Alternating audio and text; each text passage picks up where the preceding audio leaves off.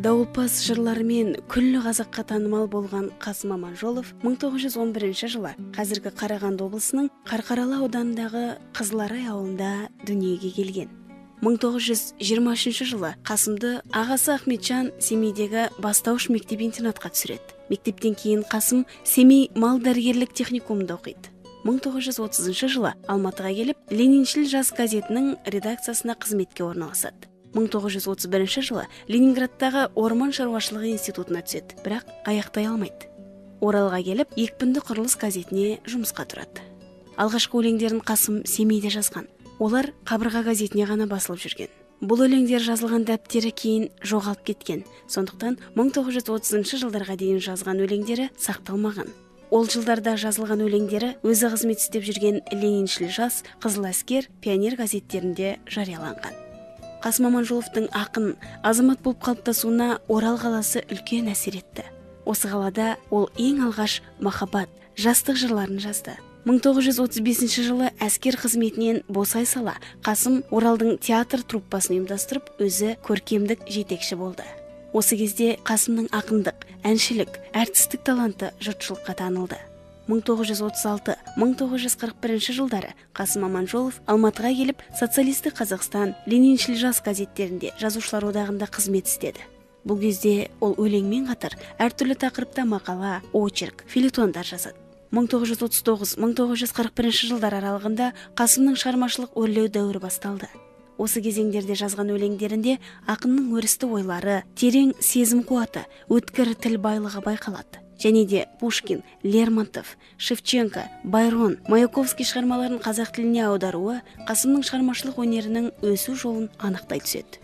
Қасым қалың жұртшылыққа өзінің ақындығы, аудармасымен ғана емес, сонымен қоса әнімен, домбыра, сырнай, скрипка, фортепианода ойнайтын әдемі өнерімен де танылған. Ол өз өлеңдеріне ән шығаруды да өзінің хоббиі санаған. Дариға Солғыз, Туған ел, Өзім туралы, Айтшы жаным атты өлеңдері бүгінгі жақсы әндер қатарына қосылады. Қасым Аманжоловтың бірінші өлеңдер жинағы 1938 жылы Өмір сыры деген атпен шықты.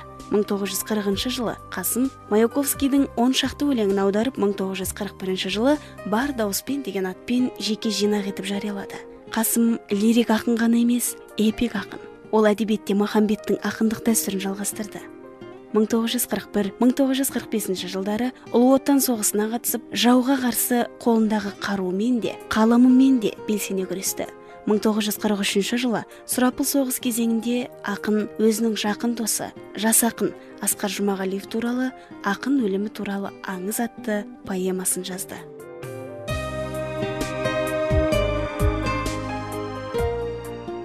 Өз айтқандай, дауыл мен оттан жаралған ақынды туған елі, Қарқаралы халқы дауылпаз ақын деп атайды. Себебі Қасымның қай өлеңін алсаңыз да, дауыл, найзағайлы қара бұлт, от жалын қаптап жүретін рас. Оның соғыстан кейінгі тұңғыш жинағының аты да Дауылпаз деп аталады. Ақынның 100 жылдық мерейтойына орай белгілі ақын Серік Сағынтайдың ұйымдастыруымен Қасым атты республикалық әдеби қоғамдық журнал жарық көрді. 200 беттен тұратын бұл журнал 2 айда бір рет жарық көреді.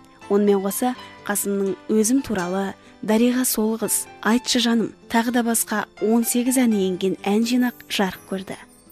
Қасым ақынның 1 жылдығында Әбілді Тәжібаев атамыз жыл болды ақын жүрек тоқтағалы. Біз оны көп айтармыз, жоқтап әлі деген екен.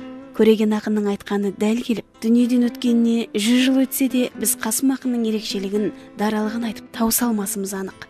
Сенем, саған деген махаббатым ескіріп жер астында қалмас шіріп дегендей, артында жалынды жырлар қалған Қасым ақынның аты ешқашан өлмек емес. Ақын бізге жоғарыдан қарап, ей, тәкаппар дүние, маған да бір қараш. Танисың ба сен мені? Мен қазақтың баласы деуін тоқтатар емес.